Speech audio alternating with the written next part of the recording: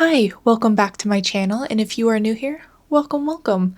Thanks for hanging out. So today we are doing a book review. Shocker.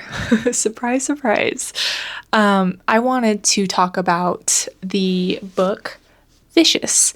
Now, I do want to say don't mind my bookmark. It is a paper towel. Yes, that was the only thing within reach when I started this book. And yes, I promise it is clean. That would be disgusting if it wasn't. But this is my first V.E. Schwab book. I've heard so many good things about her books that she's written in her different series. This one's been on my TBR for a while. And to be honest, I just need to do a blind date with my TBR list because sometimes I just cannot decide between books, and I'm a mood reader, so like I will wait to get another book until I finish whatever I'm reading and then just kind of, figure out what I want to do next. So maybe I'll do a blind date with my TBR list. Who knows? This is the first in, I believe, a trilogy of the Villains series. I believe the third one, Victorious, has just released recently. That's kind of what brought this back up to my attention because this has been on my TBR list for a while, I will admit. So I decided to just roll forward with it, and again, have no experience with V.E. Schwab. I've heard great things, so I'm very curious. Disclaimer, I will be doing spoilers because I am bringing you along with me on reading this book. I've already read the first 25% and I wanted to talk about it, but live reactions essentially. So first off, we'll just start with the synopsis. Victor and Eli started out as college roommates, brilliant, arrogant, lonely boys who recognized the same sharpness and ambition in each other. In their senior year, a shared research interest in adrenaline, near-death experiences, and seemingly supernatural events reveals an intriguing possibility that under the right conditions, someone could develop extraordinary abilities. But when their thesis moves from the academic to the experimental, things go horribly wrong. Now, when I read the synopsis the first time, I was like, yes, add it to my TBR. That's for sure up my wheelhouse. And so far, definitely is. So kind of just getting into it, this book, it is in two different timelines. It is between the present time and 10 years prior, which is the university days. So we really just start off. So to make this easier for myself and hopefully probably you guys as well, because each chapter is it bounces back between present day and 10 years past. So just to make it a little bit easier, I wanted to just kind of talk about one timeline at a time. And I figured we'd talk with the present time because that's what we started off with chapter 1, because it is kind of a lot bouncing back between each chapter, and each chapter has been pretty short. Like it's only like 3 pages, sometimes it's a little bit more, but they're pretty short chapters, which is different. I don't mind it.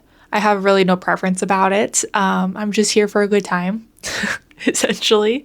So I wanted to just kind of make it easier to try and convey, talk about the story. So we start the first chapter opening up to our first MMC, Victor Vale, who is in the Merritt Cemetery with a girl named Sydney. They are looking to dig up a body. We don't know why or anything going on with that. It was mentioned of how stark difference their clothing is, where Sydney is wearing rainbow leggings and just like an oversized jacket and winter boots. And Victor is wearing like a dark trench coat. It's just very like dark, for lack of a better term. The two look like ghosts as they wove through the graveyard, both blonde and fair enough to pass for siblings, or perhaps father and daughter. They were neither, but the resemblance certainly came in handy since Victor couldn't very well tell people he picked up the girl on the side of a rain-soaked roads a few days before. He'd just broken out of jail, she'd just been shot, a crossing of fates or so it seemed. In fact, Sydney was the only reason Victor was beginning to believe in fate at all. Victor's unique ability is to be able to sense people, or able to sense people around him, which he refers to as like a buzz beneath his skin. And Sydney is really just in general uncomfortable. She's very just not about disturbing the dead. So she's just really uncomfortable. She's not about it. They end up finding who they're looking for and they start digging. While they're digging up this corpse, or this body, Victor mentions about sending a message to Eli. Victor wasn't thinking of the weather. He hardly felt the cold through his coat. He was too busy trying to picture what Eli's face would look like when he received their message. Trying to picture the shock, the anger, and threaded through it all, the fear. Fear because it could only mean one thing. Victor was out, Victor was free, and Victor was coming for Eli, just as he promised he would. He sunk the shovel into the cold earth with a satisfying thud. While they're digging up this body, Sydney's trying to make light conversation to basically take her mind off of the fact that they're digging up a body, which it checks out. So she basically asks Victor more about him, essentially just asks more information, just kind of more history of Victor's time in prison, where he spent 10 years. And I believe he spent about 5 years in isolation and then the last remaining 5 years out of it. Victor explains that this is where he meets Mitch, who is a giant man, who was also his cellmate in prison and who is apparently with this group. Mitch is currently at the hotel with another companion called Doll, D-O-L, Doll. We backtrack about a week prior to this grave digging scene, and it is basically Victor in a cell where he is pondering the idea that a person's fear of pain can make them feel invulnerable. He discusses this with Mitch, again, who is his cellmate, who is known to be a clever man, but not exactly a smart man, and meanwhile, while this conversation's happening, Mitch is working on disabling the security camera with some makeshift tools. This is giving prison breakout versus being released vibes, which Victor neither confirms nor denies. So we don't really know exactly what happened, but if I'm a gambling woman, I would say probably broke out of prison. So still within the escaping prison time, Mitch and Victor escape and they steal a car and they are driving. It's a really rainy night and there's mention about a newspaper clipping that Victor has, and it just mentions civilian hero saves bank, and that's it. And there's a photograph, but it doesn't really mention anything else. And this occurred in Merritt. So Victor is let's go to Merritt. While they're driving there in the rainstorm, they pass a young girl who's on the side of the road who's obviously injured, not looking well. So they stop the car and they essentially put her in the car in a non-kidnapping way. Victor was able to convince her to be hey, promise we're not here to hurt you, just get in the car. So she ends up getting in the car, drive to the hotel. When they bring her to the hotel, Victor gives her a change of clothes, which are all oversized. They don't really fit her very well. And then when she's all changed, they go ahead and assess her wounds.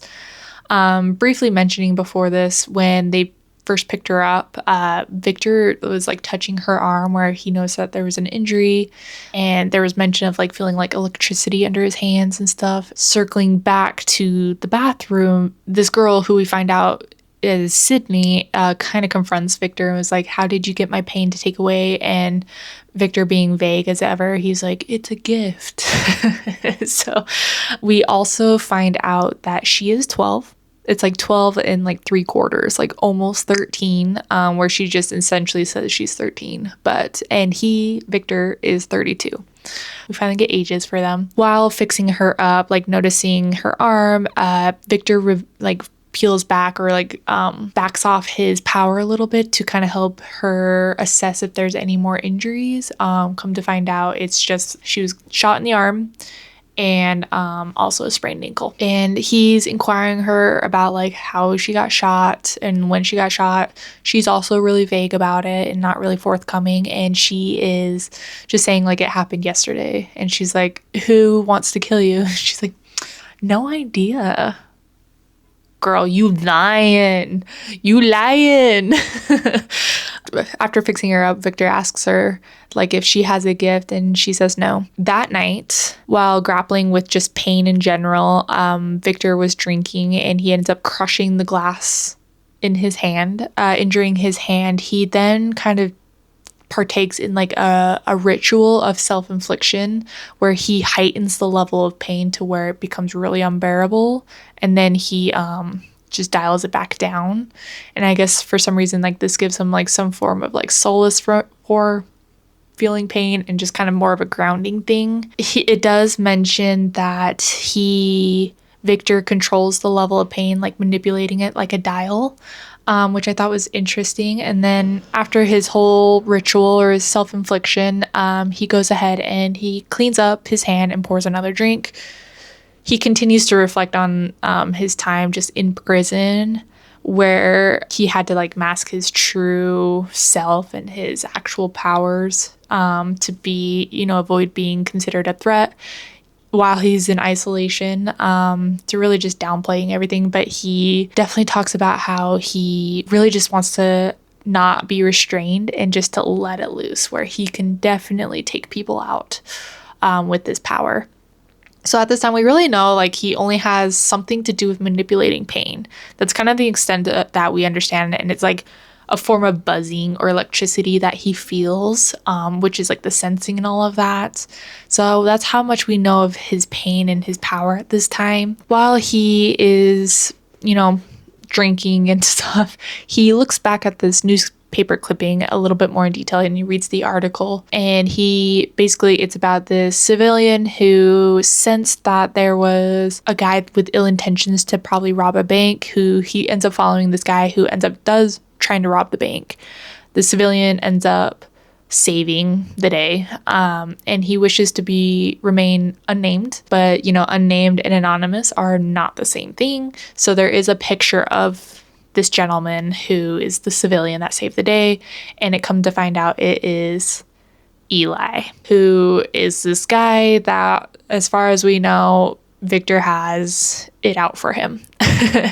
He didn't appear a day older, but the arrogant smile he often flashed in college had given way to something crueler, like the mask he'd worn for so long had finally fallen off, and this was what lurked behind it. And Victor, who was so good at picking things apart, at understanding how they worked, how he worked, looked at the photo and felt conflicted. Hate was too simple a word. He and Eli were bonded by blood and death and science. They were alike, more so now than ever, and he had missed Eli. He wanted to see him, and he wanted to see him suffer. He wanted to see the look in Eli's eyes when he lit them up with pain. He wanted his attention. Eli was like a thorn beneath Victor's skin, and it hurt. He could turn off every nerve in his body, but Victor couldn't do a damn thing about the twinge he felt when he thought of Cardale. Okay, so now we go back to 10 years into the past, taking place at Laughlin University. We are seeing Victor, who's in the school library, and he is blacking out pages in a book with a Sharpie.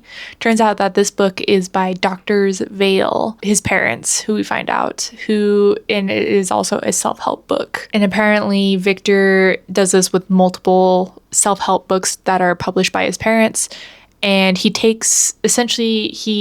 makes poetry out of it. Like, he's like blacking out most of it, and except like a few words or whatever, creating poetry. It gives him like a sense of pride in like something practical as well, more grounding essentially, and secondary to huffing marker.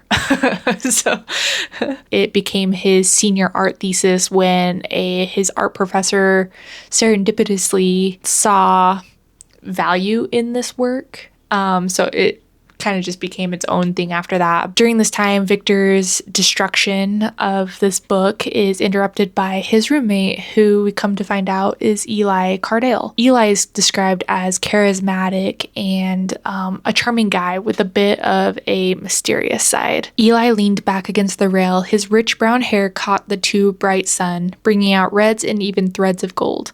Victor's hair was a pale blonde. When the sunlight hit him, it didn't bring out any colors, but only accentuated the lack of color, making him look more like an old-fashioned photo than a flesh and blood student. So we definitely get to see more of the contrasting sides besides personality between these two.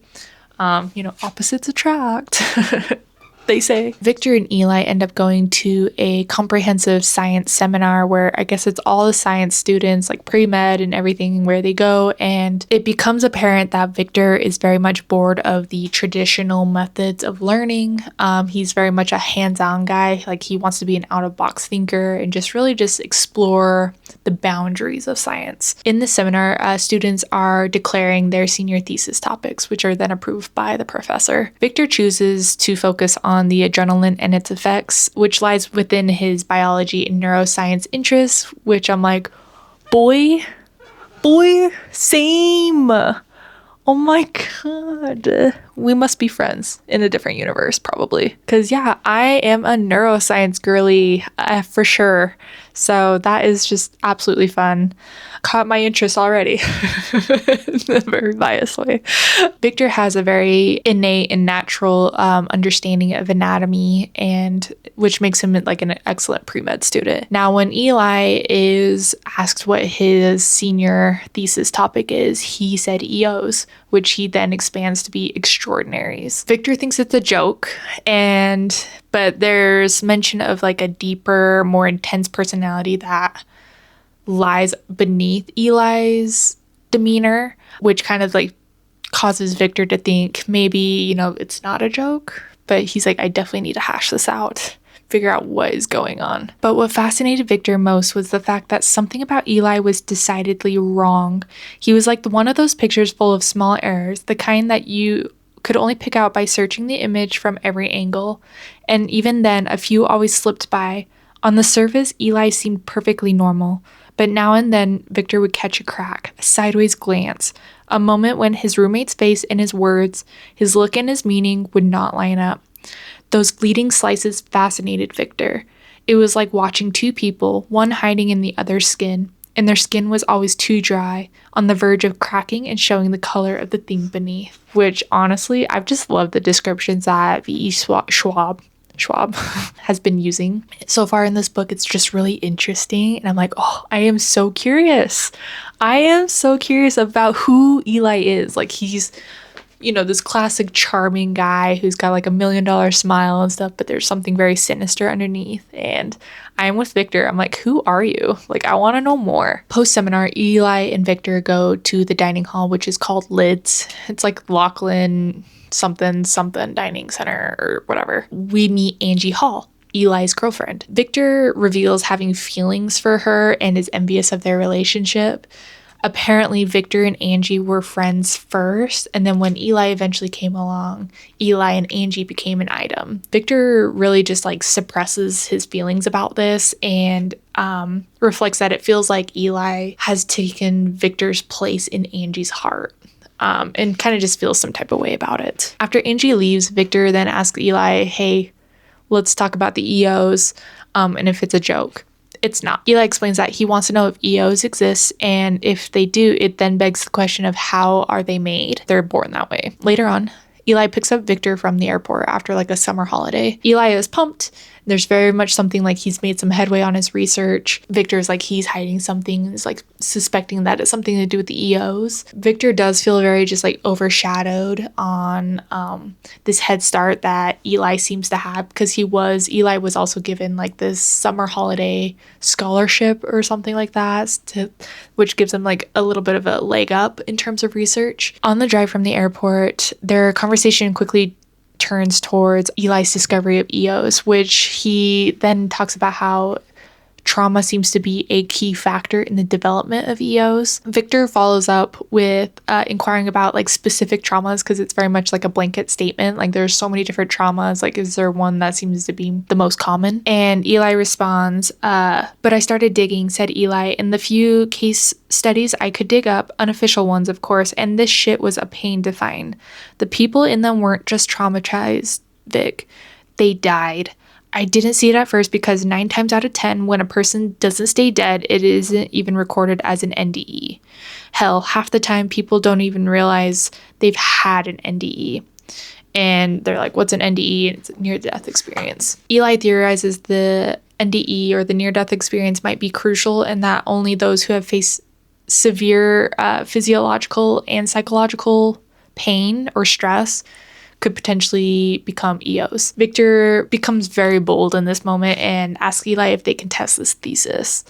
Eli is hesitant at first because he's like, it's just a thesis, it's academic. And Victor's like, but what if we put this to the test and actually test it? Prompting basically further discussion about this. So before they could get further into the nitty gritty, Angie shows up, which really halts the conversation. And Victor notices the other personality that usually comes out upon these discussions of Eli begins to get tucked away and hide under the cool boyfriend demeanor.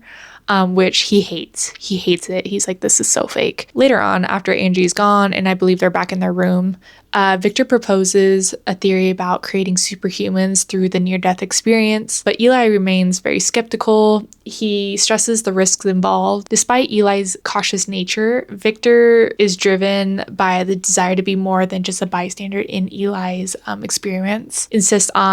And he continues to just be insistent on his potential theory. After a few drinks, Victor becomes very impulsive and decides he wants to be the first to test their theory. So he's like, I volunteer as tribute.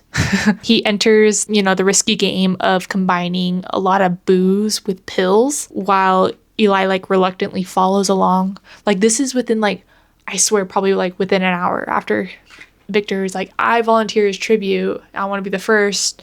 And they're like, okay, let's just do it. And Eli's like, okay. The stakes of their pursuit really become clear when Victor is in the trenches of this overdose. He is experiencing all the feelings, fear. He's felt adrenaline, he's feeling it all, but he's really feeling kind of scared, where he's like, maybe we're in too deep, but just right, you're already in. Victor ends up, shrinking into the darkness and later on wakes up in the hospital with Eli next to him. Victor feels very bitter because he doesn't feel any different other than just absolute garbage. He calls Eli by Cardell. And this really just irks Eli and hurts him because I guess in a previous conversation, they talked about how they want to change their names. And Eli wanted to be an alliterated name where it's Eli Ever. He doesn't want to go by Cardell. He wants to be by Ever. And so this was just a sting when Victor chose to call him by his not preferred name. That was a jab. Victor is then put on a 72-hour psychiatric hold due to this overdose and suspected attempt on his own life. Victor tries to convince the psychiatrist, who is Miss Pierce.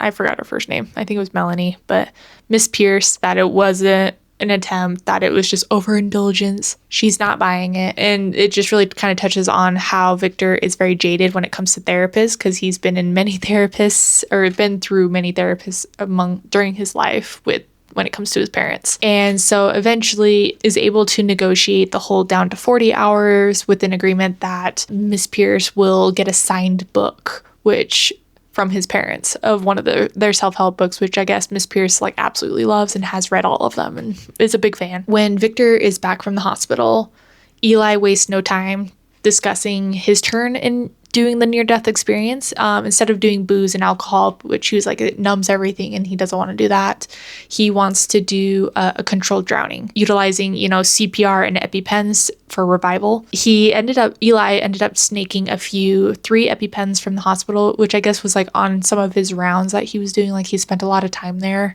So he was able to snake EpiPens, which I'm like, realistically, there's no way. How the hell would you do that?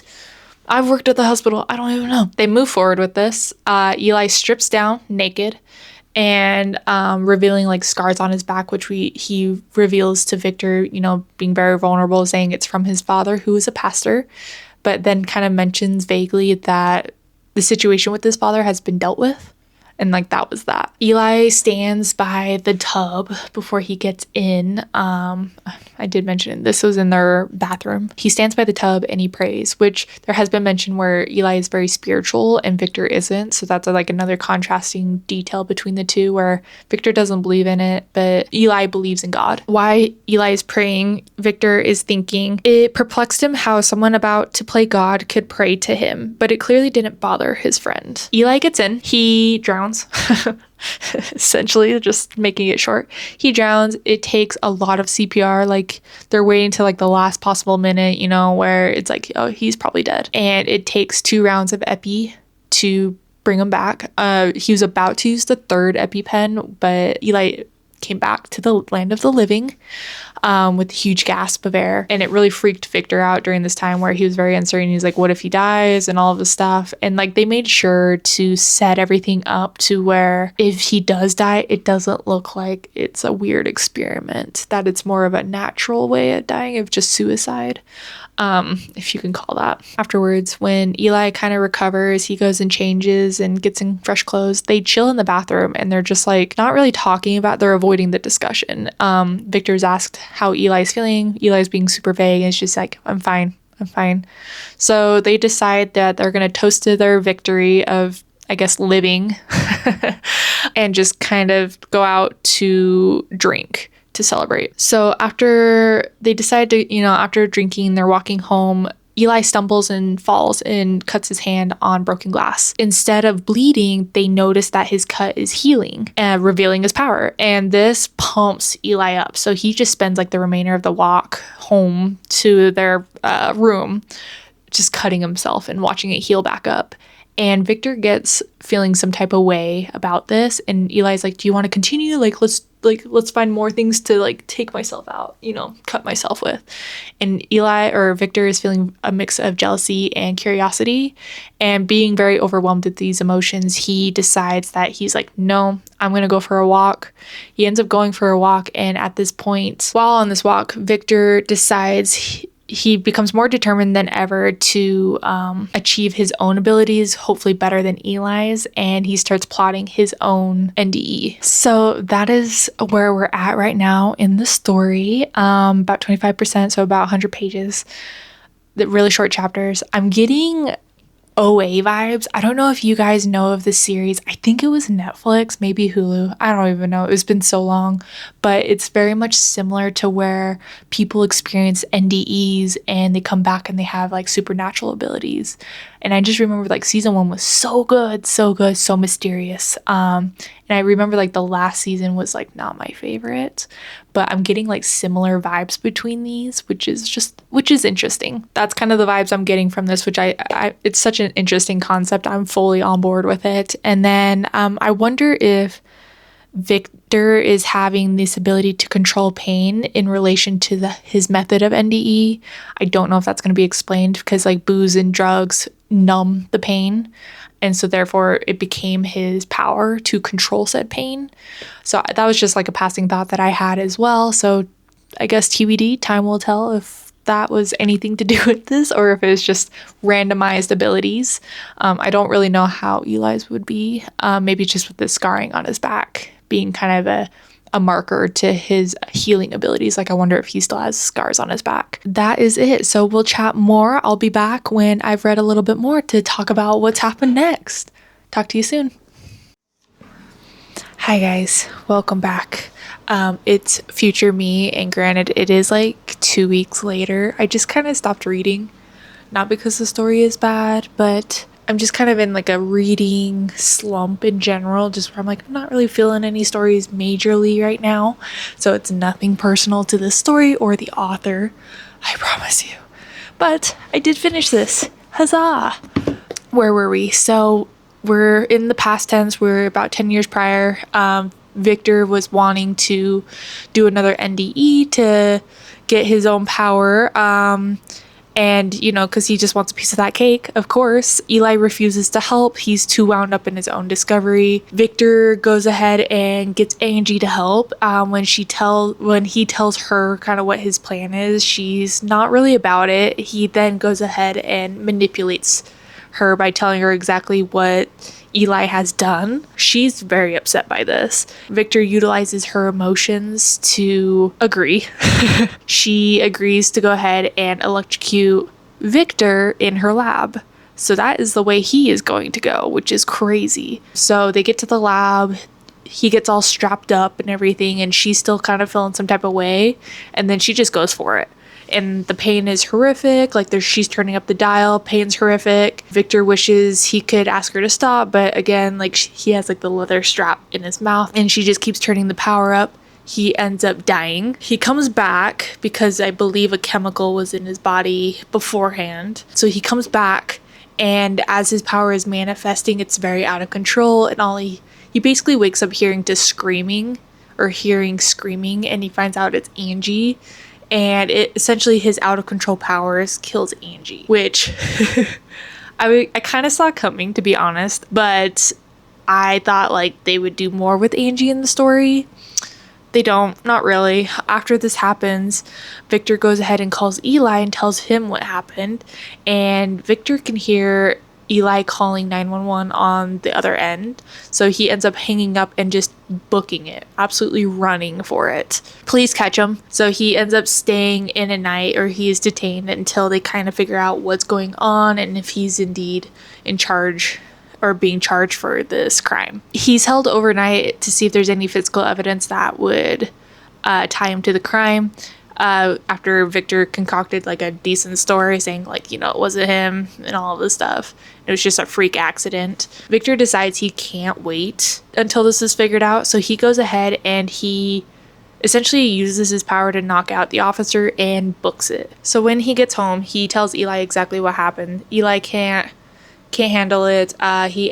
Victor ends up stabbing Eli and leaving the knife in his wound because he realized that Eli can't heal if there's something obstructing the healing process. So he leaves the knife in him and just cranks up the pain on Eli, just absolutely torturing him. And then he basically tells Eli that he figured out something for his thesis. He says, "A note for your thesis. You thought our powers were somehow a reflection of our nature. God playing with mirrors, but you're wrong. It's not about God, it's about us. The way we think, the thought that's strong enough to keep us alive, to bring us back. You want to know how I know? Because all I could think about when I was dying was the pain and how badly I wanted to make it stop." Now, when I read this, I was so bummed out. I thought my theory was onto something about the method of how they died or how their NDE occurred would be a way that their power is translated. That wasn't the case. So, boo for me. Boo. Boo. That my hypothesis does not stand. Apologize, I am like reading my notes, but my font is so freaking small that I should have made them bigger before I read. Because this is like an older part of the book that I kind of can't remember some of the details, and I want to be sure I get the point across to you. So again, I'm like, I need to get closer to my computer. Anyways, so Victor turns the pain back down, and when his back was turned, Eli goes ahead and shoots him.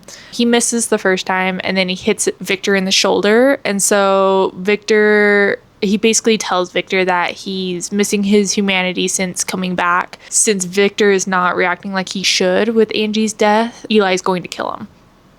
And he fires and hits Victor again, and then Victor throws a knife and hits Eli's arm with the gun falling to the ground. Victor can't feel the pain, but he's losing blood pretty quickly, and he ends up falling to the ground, and he's about to lose consciousness. Victor feels an impact on his back and realizes that Eli went ahead and shot him again. So he got shot 3 different times. And I believe it's like across his like here, and I think a little bit lower. He distantly could hear that Eli was making a phone call, and then he blacks out. The cops end up believing Eli's story that Victor has been acting weird the past few days and then attacked him. Detective Stell is on the way. Eli recognizes that name. He's the cop that Victor said questioned him about the EO business. So Eli runs. He gets all scared about it. Eli ends up going to school, essentially, and he has to find Professor Line because he has copies of Eli's thesis research and everything, which could turn out to be very incriminating for Eli. He destroys Line's hard drive. Professor Line shows up, and when Eli was leaving the office, Eli ends up pushing him down the stairwell and kills him. And so this all happened after, like, I believe the next day or like the early morning. Basically, Eli continues his belief that EOs are a affront to nature, and he believes that he is the exception since he's a healer. He essentially starts kind of hunting these other EOs. He attempts to kill one, and it didn't go as smoothly. Sorry, I should say off someone. It doesn't go smoothly, so then he figures out like ways to be a little bit more efficient for the future. And then as Eli in this time, he's just continuing to just go down this list of EOs, doing research on them, getting them to basically showcase their talent and then killing them. Or offing them. I don't know if YouTube's gonna mark me for that. There was only one target that he wasn't able to take care of or remove, which is Serena. He basically tracks her down at a Halloween party.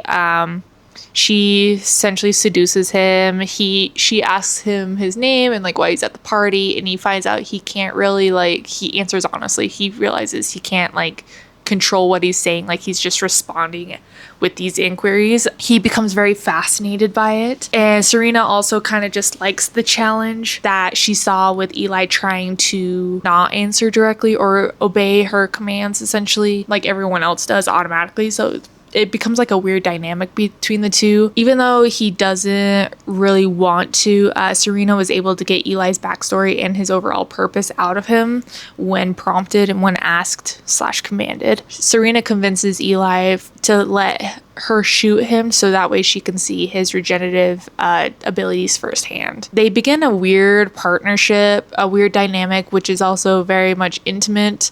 They become boyfriend and girlfriend, so they become essentially official. I guess you could say things are getting pretty serious. Every day, Serena just tells Eli to not kill her that day, just essentially to protect herself.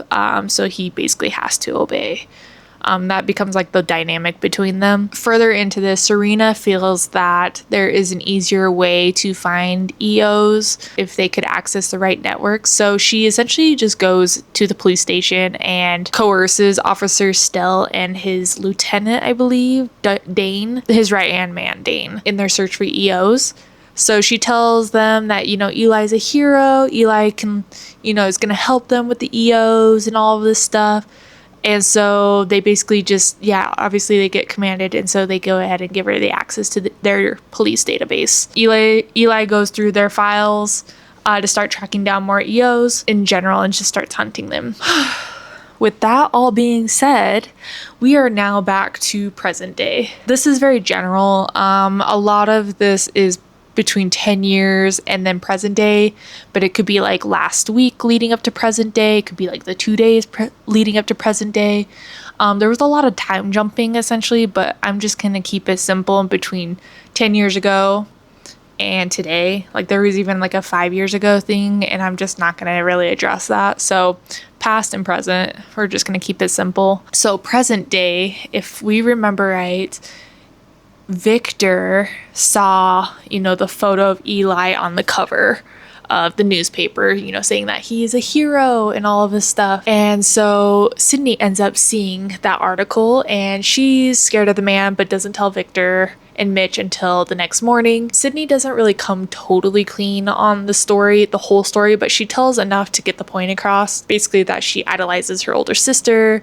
They had their usual frozen picnic that was delayed until March, so the ice on the lake was thawing and it wasn't as secure as it usually is earlier in the winter. They waited until March because Serena got a break from college. So the ice again wasn't solid anymore. They fell through, both Serena and Sydney fell through.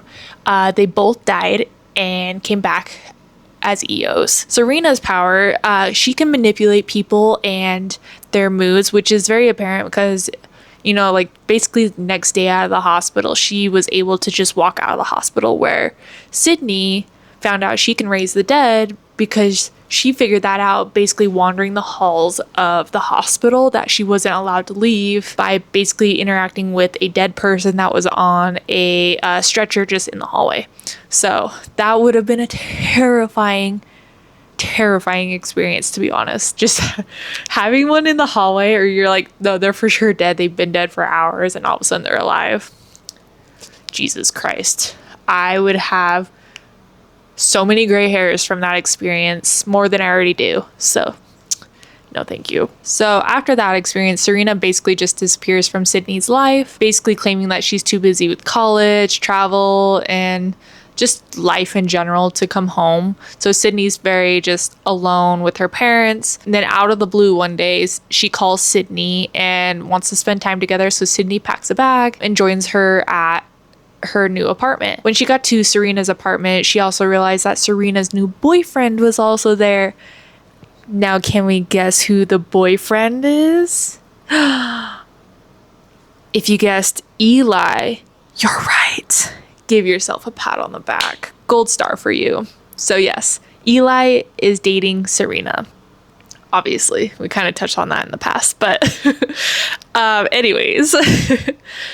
So Sydney thinks he acts very strange, is very suspicious of him, pretty much off rip. Like he seemed very fake. And it comes out that Eli is also an EO as well and wants to see Sydney's skill in action. So they basically drive out to the country where Eli had dumped a dead body. Sydney reluctantly raises the dead body essentially, and Eli quickly shoots him and then turns to, get rid of the evidence, and then turns the gun onto Sydney and just basically tells her that her power is unnatural and makes her a danger. She starts running. Sydney just starts running. Eli takes a shot, misses, hits her arm, and basically she falls into the woods, and she eventually gets away. But at this point, Eli believes she's dead. Eli and Serena believe she's dead. With that backstory, when she finishes her story, Victor shows her where Eli shot him and his scarring. He asks if she can get back to Serena's apartment. Sydney is like, yes. So they get to Serena's apartment. Serena's gone. They find out, that she was just letting a friend live there to get away from her roommate or whatever. This friend saw Serena in class yesterday, so she's still around in the area. After the apartment was a dead end, Victor really wanted to draw out Eli. So he begins trying to formulate a way to track down EOs to help track down Eli. Victor doesn't want to force Sydney to tell him her power, but he lets her know that he's at a disadvantage since Eli knows what it is and he doesn't. Talk about fucking manipulation. So she gets forced to basically show him anyway. They come across a dog. They end up shooting it, and Sydney brings it back to life. And this dog is named Dole, or Dole. Dole. D-O-L. Dole. I want to say Dole. Anyways, cute as can be. Wish I had one. To send a message to Eli after discovering Sydney's power, he's going to have Sydney resurrect the last EO that he killed. His name is Barry Lynch. She does so. This is who they find grave digging at the beginning of the book. This is over Barry Lynch's body. We're kind of having a full circle moment, and now we're getting really into the present tense of everything. Dig up Barry.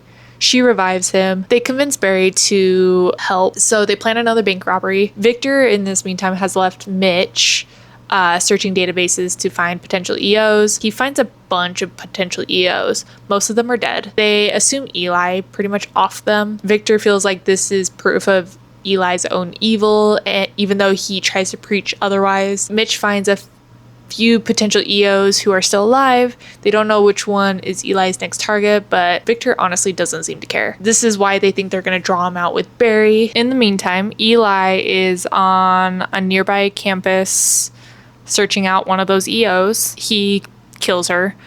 He gets a call from Officer Dane about a robbery in progress. When he hears that Barry is the perpetrator of this bank robbery, he understood in that moment that Sydney is still alive. He then calls Serena, who says that she's watching this all on the news at that moment.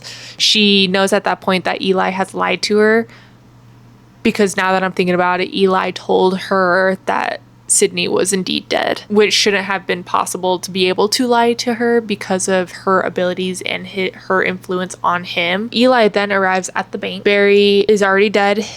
They find a note in Barry's pocket with two stick figures that resemble Victor and Sydney and their bullet wounds. The note says, "I made a friend." At this point, Eli just tells the officer to burn Barry's body. Victor questions Sydney about Serena's ability, trying to puzzle out why Eli is keeping her around.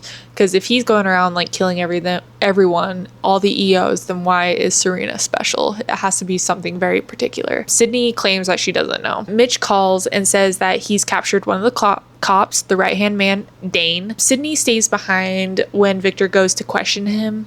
Victor asks Dane for his access to the database, the police database, so he can send Eli another message. He tortures Dane by inflicting pain to get him to agree to help. Victor tortures Dane with the pain to get information about Eli.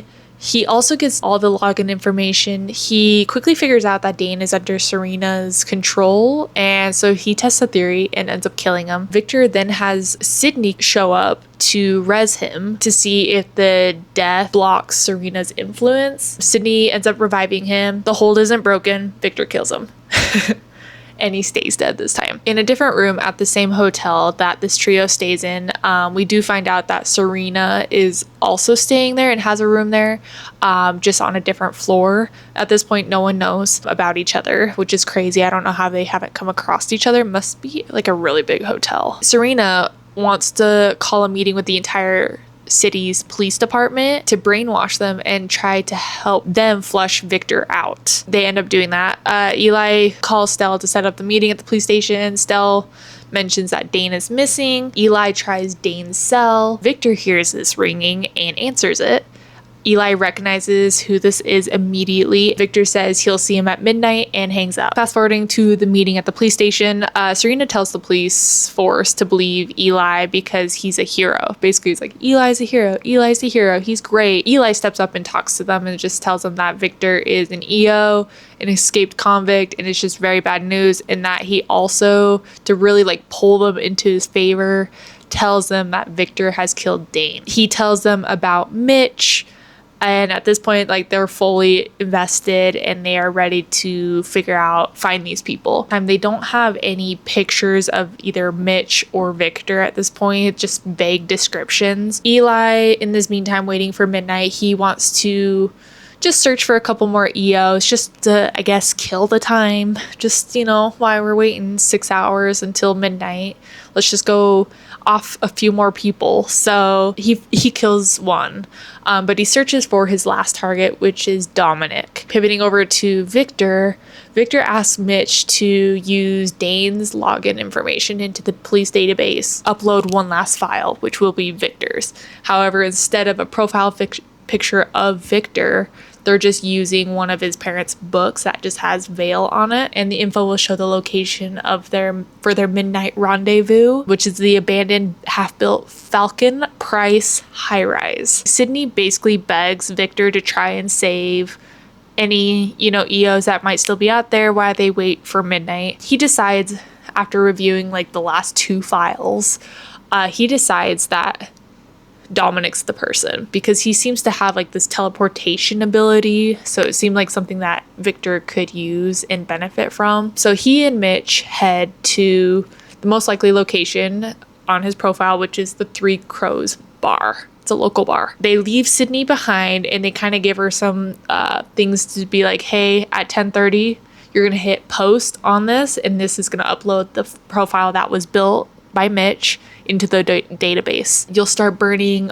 all the evidence, all the paperwork, all these profiles, one by one, page by page, starting at 11. And this is definitely, if you have not heard from us, by 10:30 to start doing all of this stuff. Going back to Eli waits for Dominic at the bar. He watches him.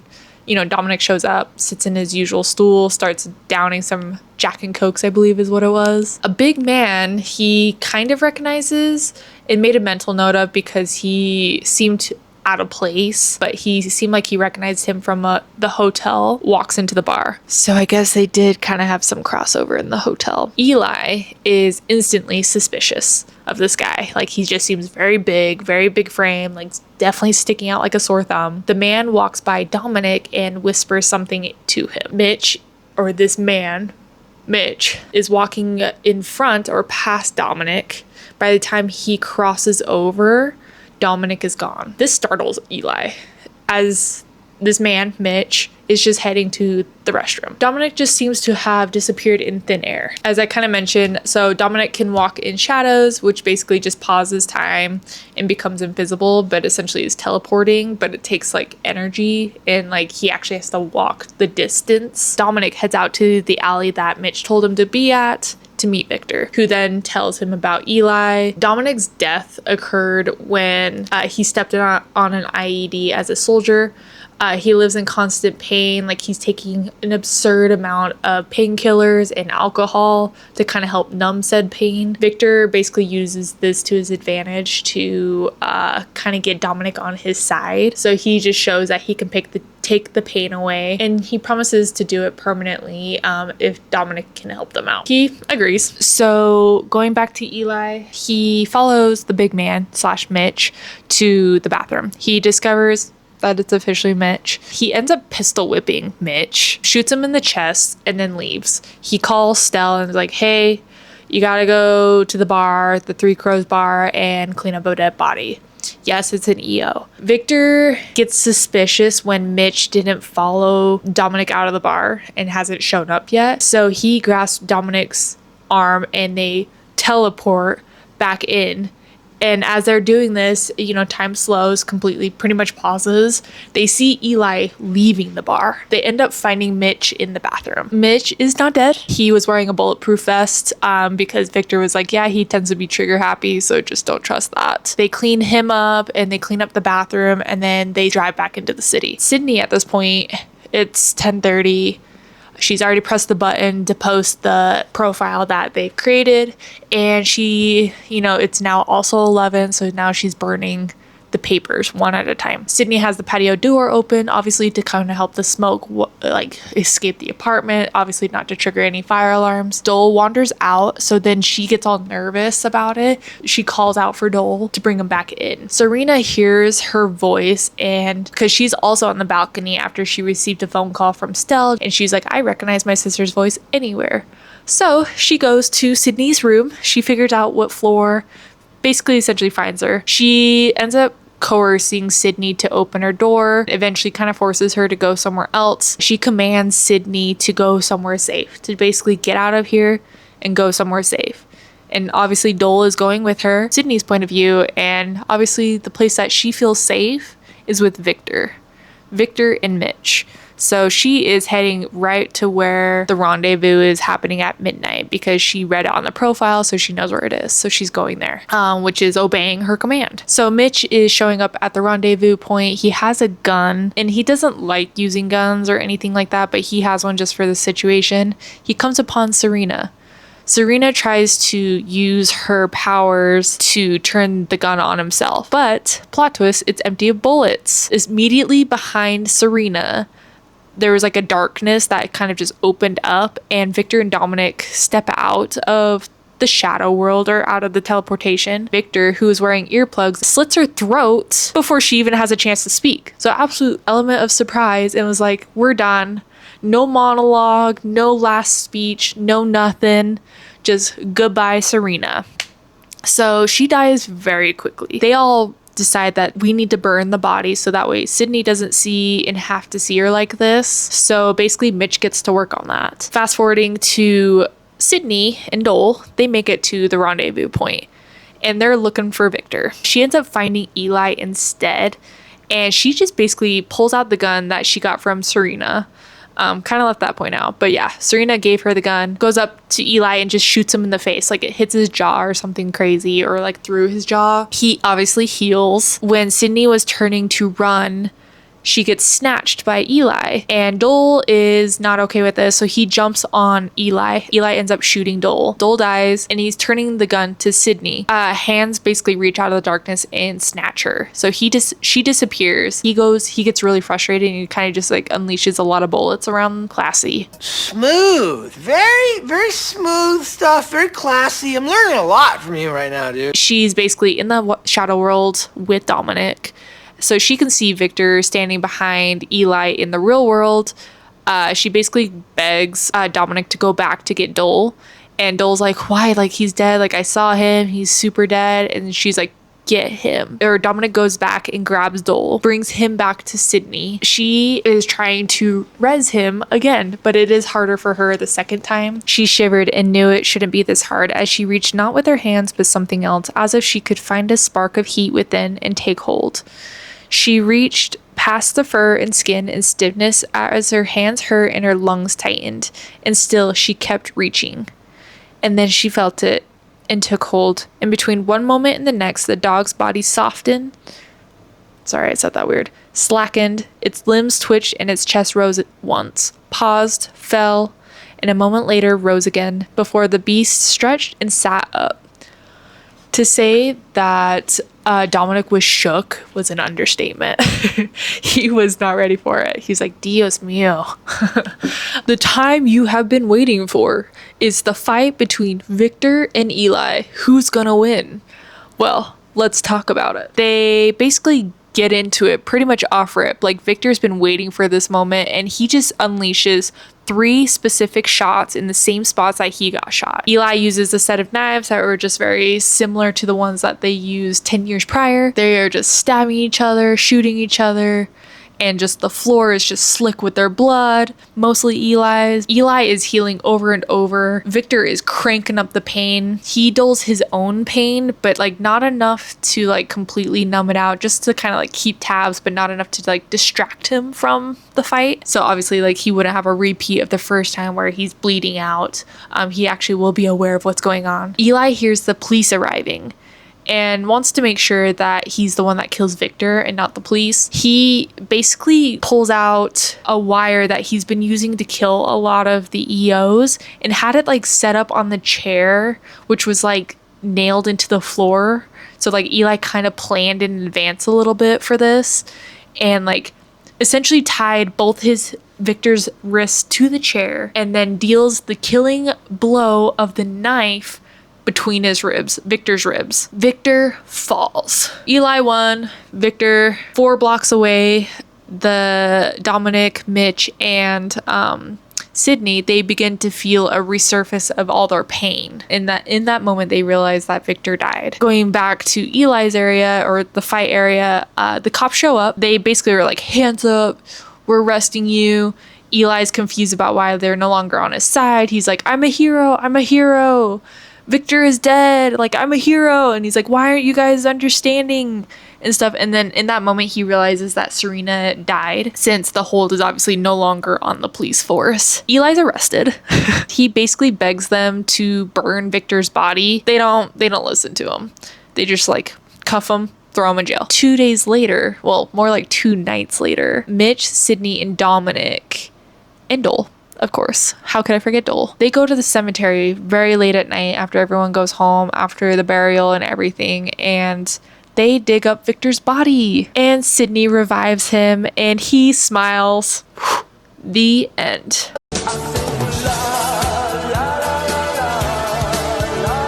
So before I get into my thoughts, I kind of wanted to share my quote of, or my line of the book. The one line or phrase that really just stuck into my brain that I just loved. So let me share that with you guys. He was amazed at how myriad the options for a suicide were, and yet how limited the options for one with any certitude of survival. All right, if anyone can tell me what page that is, you're awesome.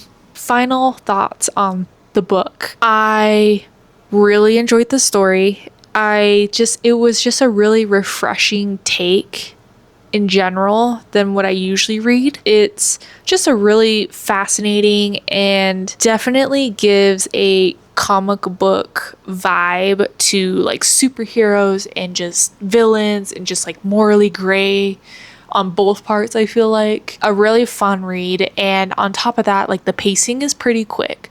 I didn't really feel like there was many lulls in the story where I was like, oh god, like I'm done reading details, man. Like, let's just get into the action and onto the story. I never felt that reading this. And again, like my whole pause with reading this book wasn't anything to do with the story.